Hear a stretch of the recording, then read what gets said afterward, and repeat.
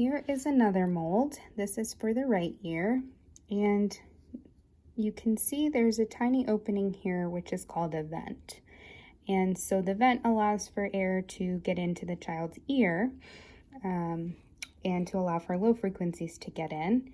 But there's only one opening in the ear canal portion. So we know that the tube from the hearing aid feeds into that opening and goes in, but somewhere inside this mold, the vent also connects, and it's called a Y vent because it makes a Y inside the mold. That just means that the child's canal is not large enough to support both openings here. So when we take this tube out, you'll notice it's very short. And that's because we know that somewhere in here the vent needs to connect.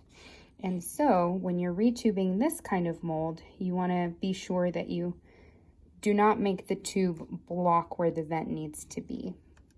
So depending on how loose it is or how old it is, you can use traditional tubing, or you can use TRS tubing, Invisalign tubing, or tube lock tubing. So I'm gonna use the tube lock. And so, like the other videos, you'll feed it through that opening and wait until you see it on the other side.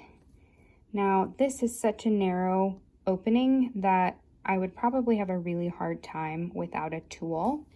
And so if you're a parent, this would be tricky, or a teacher of the deaf, but you'd need some kind of wiry tool. This is something we use in audiology, that you would actually take this, you didn't see that, take this backwards into the canal and through the other side. And then you can take that tubing and feed it in here like it's a sewing needle. And then you'll pull all of this through, and gentle and slow until you see the piece on the other side. So there, I'm starting to get the piece on the other side. I'm going to keep pulling until it pops through. And then in this case again, I'm going to use pliers to help pull the tubing through because it's such a narrow opening. And I'm going to keep pulling on the mold. So pulling here until it feeds all the way through. Now my tube is going a little backwards. This is a right ear mold, so I do need it to stick up straight. And you can just take the tubing and twist it while you're pulling it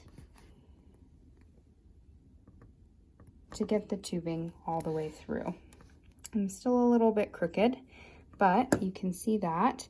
And you can see the metal tube block. So the tube block needs to fit inside the mold. So you may need to work through your pulling and your methods to get the tube block inside the mold. And forgive that you can mostly just see my hands during this process, but it does take some force. I've got half of the tube block in there. We need the rest of it to get in there as well. Once you've trimmed it and you believe that it's going through the other side, you can use an ear mold blower into the vent and make sure that it is going through the vent and that the opening here is feeding down into that vent. So this one takes a little bit more effort. You may need to see your audiologist for this, or if you're an audiology student or professional, that's how you would make sure that this is working well. And then again, you could use previous tubing to measure, or you can measure it on their ear, mark it where you need it, and then go ahead and trim. And there you go.